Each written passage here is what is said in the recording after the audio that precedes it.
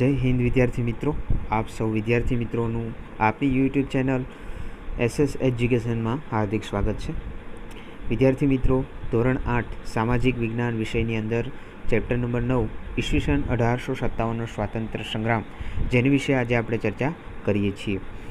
અગાઉના વિડીયો જો કોઈ વિદ્યાર્થી મિત્રોને બાકી હોય જોવાના તો એ જોઈ લેજો. વિદ્યાર્થી મિત્રો, આ ચેપ્ટરની આપણે વાત કરી રહ્યા છીએ ત્યારે આપણે અગાઉના વિડીયોમાં 1857ના સંગ્રામના ઉદ્ભવના મુખ્ય કારણો જોયા અને એના મુખ્ય જે કારણો સામાજિક અને ધાર્મિક કારણો, આર્થિક કારણો, રાજકીય કારણો અને લશ્કરી કારણો, અને ત્યાર પછી જે તાત્કાલિક કારણ બન્યું એનાથી ભારતની અંદર 1857નો સ્વાતંત્ર્ય સંગ્રામ બન્યો હતો. આ ઘટના વિદ્યાર્થી મિત્રો, ઘટનામાં ઘણા બધા આયોજકો હતા જેઓએ અંગ્રેજો સામે કૂચ કરી હતી. જેમાં સૌ પ્રથમ મંગલ પાંડે હતો. તાત્કાલિક કારણ એ હતું વિદ્યાર્થી મિત્રો કે હિન્દી લશ્કર, જે ભારતીય લશ્કર સેના હતી, એમાં એનફિલ્ડ રાઇફલ દાખલ કરવામાં આવી હતી અને એની જે કારતૂસ હતી, એને કારતૂસો છે એ ગાય અને ડુક્કરના માંસની બનાવવામાં આવતી હતી. એટલે ગાય અને ડુક્કરનું જે માંસ છે એનો ઉપયોગ થવાથી હિન્દુ અને મુસ્લિમ સૈનિકોની લાગણી દુભાતી હતી. એટલે સૌ પ્રથમ 19મી બરાકપુરની 19મી પલટને આ કારતૂસનો ઉપયોગ કરવાનો ઇનકાર કર્યો. એટલે ત્યાંથી આ સંગ્રામની શરૂઆત થઈ ગઈ. વિદ્યાર્થી મિત્રો, આ સંગ્રામ જે છે એની તારીખ હતી 31મી મે, પરંતુ આયોજનની જે તારીખ હતી એ અગાઉ સંગ્રામની શરૂઆત થઈ ગઈ હતી. સૌ પ્રથમ મંગલ પાંડેએ વિરોધ કર્યો અને આ 1857ના સ્વાતંત્ર્ય સંગ્રામનો જો કોઈ પ્રથમ શહીદ હોય તો એ મંગલ પાંડે છે. મંગલ પાંડે વિશે આપણે ચર્ચા કરી. ત્યાર પછી ભારતમાં અલગ અલગ જગ્યાએ સંગ્રામકારીઓ જે આગેવાનો હતા, મુખ્ય આગેવાનો, એમાં દિલ્હીની અંદર બહાદુર શાહ જફર, કાનપુરના નાના સાહેબ અને તેમના સેનાપતિ તાત્યા સાહેબ, બિહારના કુંવરસિંહ, ઝાંસીની રાણી લક્ષ્મીબાઈ આ મુખ્ય આગેવાનો હતા. ત્યાર પછી આપણે ગુજરાતમાં 1857ના સ્વાતંત્ર્ય સંગ્રામની વાત કરી કે ગુજરાતની અંદર કઈ કઈ જગ્યાએ છે એ સંગ્રામ થયો હતો. ત્યારબાદ સંગ્રામનો અંત, છેલ્લે ત્યાં સુધી આપણે પહોંચેલા અને સંગ્રામનો અંત એના વિશે આપણે ચર્ચા કરેલી. કેવી રીતે અંગ્રેજોએ છે એ જીત મેળવી અલગ અલગ જગ્યાએ છે બધા જ આગેવાનોને કબજે કર્યા અને કેટલાક છે એ વીરગતિ પામ્યા હતા.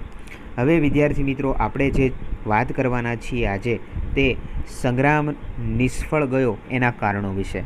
1857નો સ્વાતંત્ર્ય સંગ્રામ છે શા માટે નિષ્ફળ ગયો એની વાત કરીશું આજે. તો સંગ્રામ કરનારાઓ અંગ્રેજો પાસેથી સત્તા પરત મેળવવામાં નિષ્ફળ ગયા. તેના માટે તેમનામાં રહેલી કેટલીક મર્યાદાઓ જવાબદાર હતી. કેટલીક એવી મર્યાદાઓ હતી જેના કારણે સંગ્રામકારીઓ છે એ જીત મેળવી શક્યા નહીં, અંગ્રેજોને હરાવી શક્યા નહીં. કેટલી એવી મર્યાદાઓ હતી, કયા કારણો હતા એ આપણે ચર્ચા કરીએ. પહેલું કારણ છે વિદ્યાર્થી મિત્રો કે સંગ્રામમાં સંકલનનો અભાવ હતો.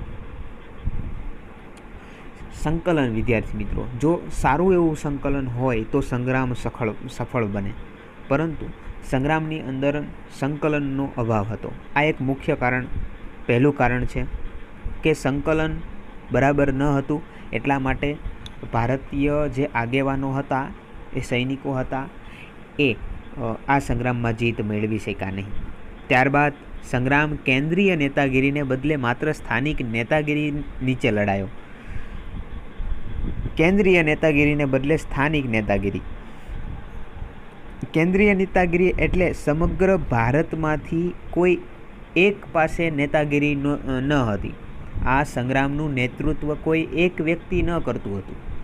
હવે એવું થાય કે સમગ્ર ભારતમાંથી એક જગ્યાએથી નેતૃત્વ કરવામાં આવે છે તો આયોજન અને એનું સંકલન પણ સરખું થાય તો સંગ્રામ છે એ શાયદ છે એ સફળ બને. પરંતુ અહીંયા સ્થાનિક લોકો પાસે અલગ અલગ નેતાઓ હતા અને એ અલગ અલગ નેતાગીરી વચ્ચે છે એ આ સંગ્રામ લડાયો હતો.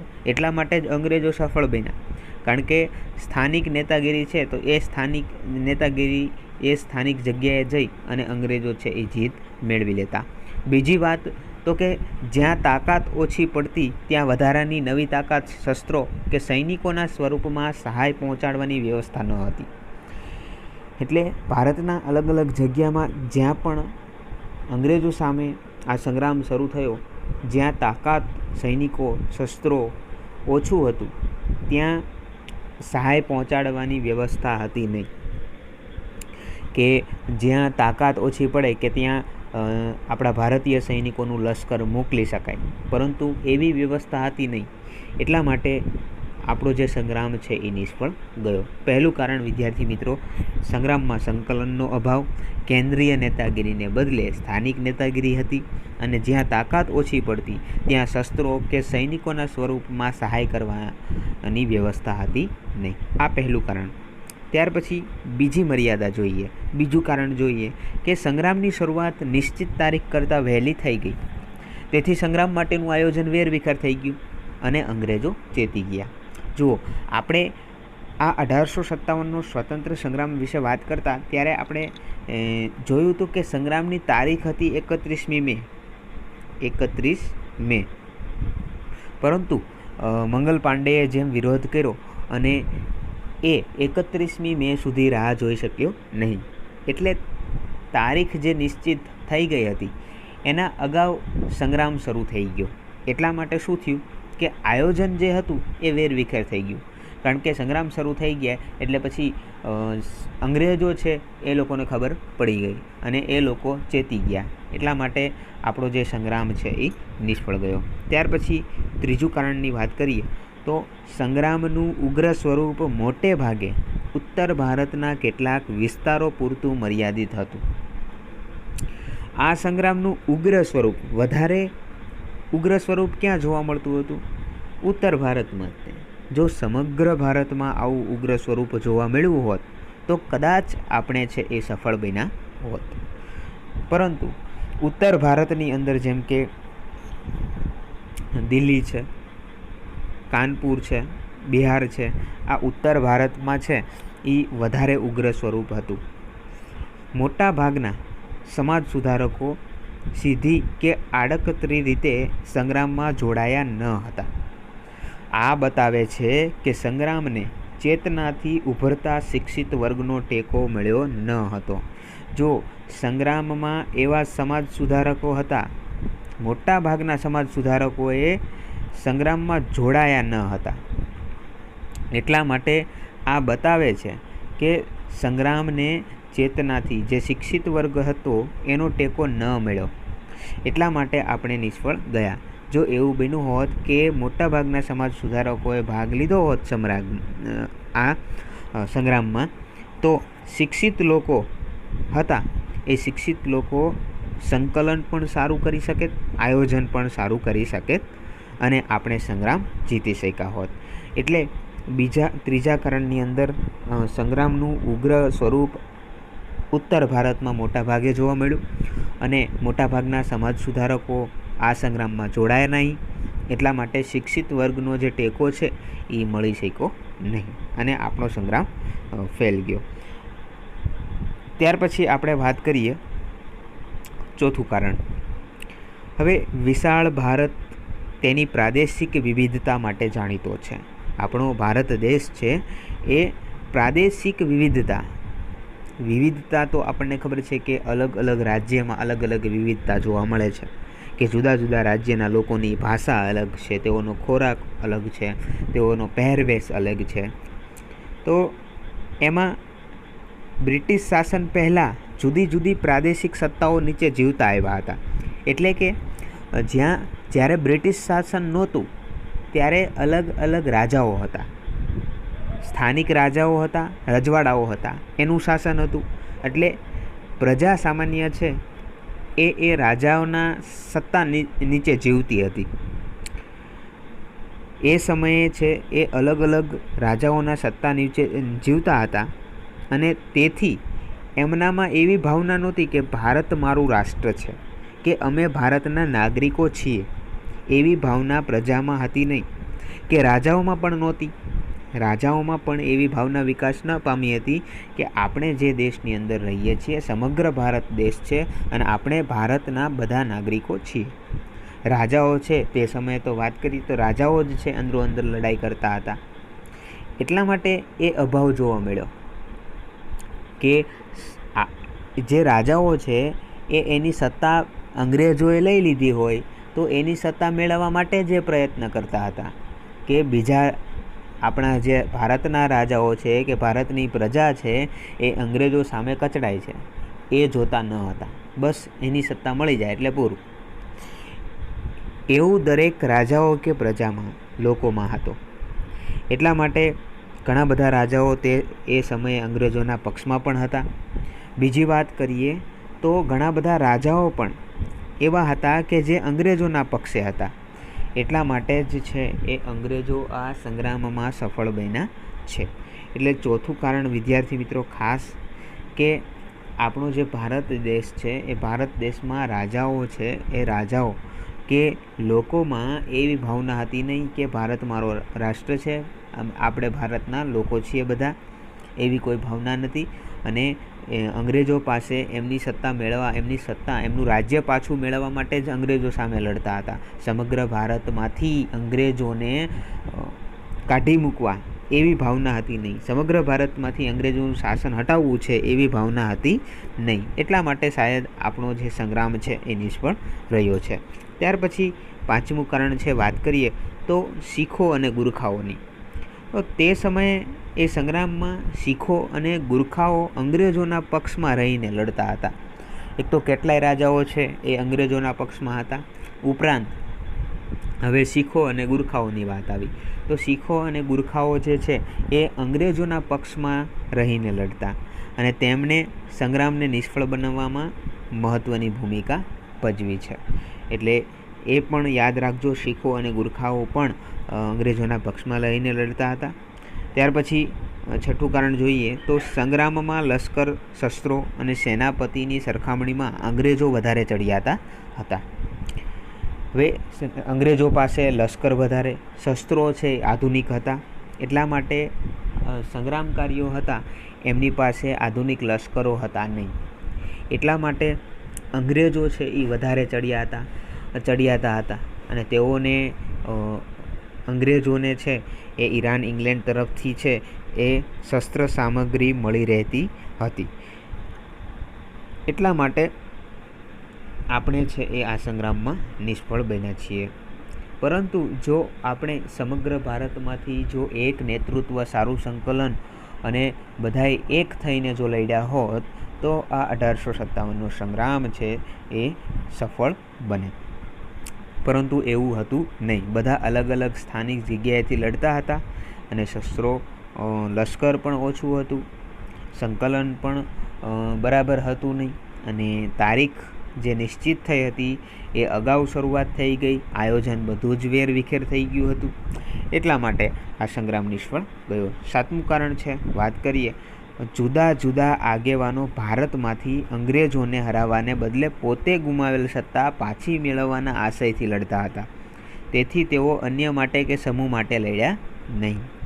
જુદા જુદા જે આગેવાનો હતા એ ભારતમાંથી અંગ્રેજોને હરાવવાને બદલે પોતે ગુમાવેલ સત્તા, હમણાં વાત કરી એ મુજબ કે અંગ્રેજો પાસેથી એમની સત્તા મેળવવા માટે લડતા કે બીજા કોઈ અન્ય સમૂહ કે લોકો માટે લડ્યા નહીં. એટલા માટે છે એ આ સંગ્રામ નિષ્ફળ ગયો. જો એને સત્તા પાછી મળી જાય એટલે એ સંતોષ થાય એને કે આપણે આપણી સત્તા પાછી મળી ગઈ છે, આપણને આપણું રાજ્ય પાછું મળી ગયું છે, બીજાનું જે થવું હોય એ થાય. એવી રીતે આપણો આ સંગ્રામ છે એ નિષ્ફળ ગયો છે.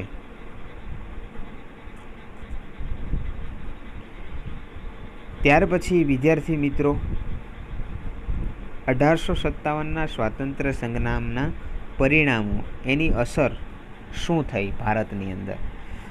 ચાલો, સંગ્રામ તો નિષ્ફળ થઈ ગયો અને એના કારણોની વાત પણ આપણે કરી લીધી. અને હવે અંગ્રેજો છે એ આ સંગ્રામમાં જીતી ગયા પછી ભારતમાં શું હાલત થઈ હશે, પછી એનું પરિણામ શું આવ્યું છે. હવે અંગ્રેજો જીતી ગયા તો અંગ્રેજો પાસેથી સત્તા પાછી મેળવવાના મૂળ ધ્યેયમાં સંગ્રામ નિષ્ફળ ગયો, છતાં તેના કેટલાક યુગ પરિવર્તક પરિણામો પ્રાપ્ત થયા હતા.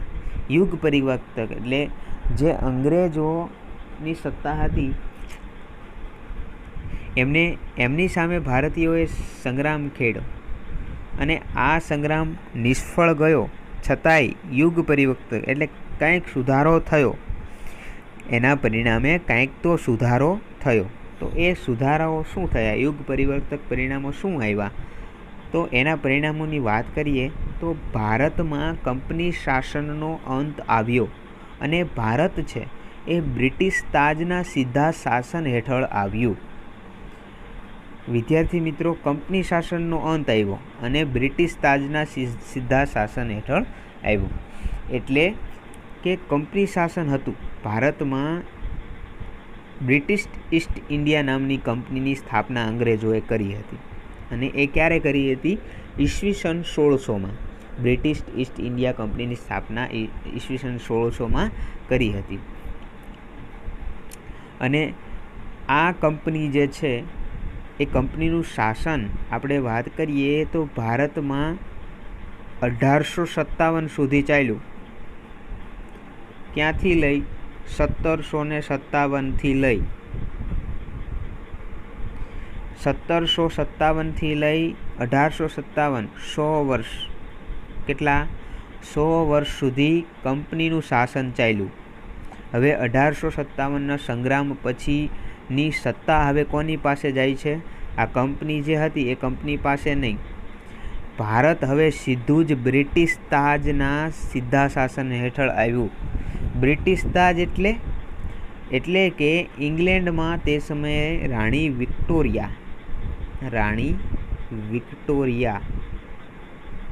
વિક્ટોરિયાનું શાસન હતું. તે સમયે કોણ હતું? રાણી વિક્ટોરિયા. તો હવે આખું ભારત છે એ આ રાણી વિક્ટોરિયાની સત્તા સ્થપાઈ ગઈ. એટલે સમગ્ર હવે ભારતનો જો કંઈ પણ વહીવટ થશે એ કોણ કરે? રાણી વિક્ટોરિયાના હાથમાં આવી ગયું. સત્તા કોની સ્થપાઈ ગઈ? બ્રિટિશ તાજ એટલે રાણી વિક્ટોરિયાની. હવે કંપની શાસન નહીં, હવે સીધું જ ઇંગ્લેન્ડથી શાસન થશે. ભારતની જે કંઈ વહીવટ છે એ રાણી વિક્ટોરિયા સીધું જ ઇંગ્લેન્ડથી કરશે. આ એક પરિણામ આવ્યું કે ભારતની કંપનીનું જે શાસન છે એનો અંત આવ્યો અને ભારત છે એ બ્રિટિશ તાજના સીધા શાસન હેઠળ આવ્યું. ત્યાર પછી દેશી રાજ્યોની આંતરિક બાબતમાં દખલગીરી કરવાનું બંધ કરવામાં આવ્યું. આપણા જે દેશી રજવાડાઓ હતા એની અંદર આંતરિક બાબતમાં પણ દખલગીરી કરતા. હવે એ જે દખલગીરી કરવાનું છે એ બંધ કરવામાં આવ્યું. ત્યાર પછી અંગ્રેજ સરકારને ભારત પ્રત્યેની નીતિમાં ફેરફાર કરવાની ફરજ પડી. ભારત પ્રત્યેની જે પહેલાં નીતિ હતી કંપનીની, એ નીતિ બાબતે હવે અંગ્રેજ સરકાર છે એ ભારત પ્રત્યેની જે નીતિ હતી એમાં ફેરફાર કરવામાં આવ્યો. ત્યાર પછી હિન્દી સૈનિકોના પગાર, ભથ્થા અને સગવડો વધારવામાં આવી. જો સૈનિકોએ જ છે એ આ સંગ્રામમાં મહત્ત્વની ભૂમિકા ભજવી હતી, એટલા માટે હવે હિન્દી સૈનિકોને પગાર, ભથ્થા અને સગવડો પણ વધારવામાં આવ્યા. અને છેલ્લું પરિણામ, ભારતના લોકોમાં રાષ્ટ્રવાદી ભાવના ઉત્પન્ન કરવામાં આ સંગ્રામે પ્રેરણા પૂરી પાડી હતી. એટલે કે સમગ્ર ભારતમાં દરેક લોકોને સમજાઈ ગયું કે ભારત આપણો દેશ છે અને આ સંગ્રામ છે એનાથી દરેક લોકોમાં એ જાગૃતતા આવી, રાષ્ટ્રવાદી ભાવના આવી. એટલે હવે પછી ક્યારેય પણ છે એ અંગ્રેજોને આ ભારતમાંથી કાઢી અને સ્વતંત્રતા મેળવવા માટેની એક ભાવના પેદા આ સંગ્રામે કરી હતી. તો આટલા પરિણામો વિદ્યાર્થી મિત્રો અને યુગ પરિવર્તક પરિણામો છે એ પ્રાપ્ત થયા હતા. તો વિદ્યાર્થી મિત્રો, આજના લેક્ચરમાં આપણે સંગ્રામ નિષ્ફળ કેમ ગયો એના કારણો જોયા અને એની અસરો એટલે કે એના પરિણામો વિશે ચર્ચા કરી. અહીંયા આપણું 9મું ચેપ્ટર પૂર્ણ થાય છે વિદ્યાર્થી મિત્રો. સમગ્ર અભ્યાસક્રમ વિદ્યાર્થી મિત્રો અહીંયા પૂર્ણ થાય છે. આ 9મા ચેપ્ટરનું સ્વાધ્યાય તમારે હોમવર્કમાં લખવાનું છે. રફ બુકમાં તમારે છે એ આ સ્વાતંત્ર્ય સંગ્રામ છે એનું સ્વાધ્યાય તમારે લખવાનું છે.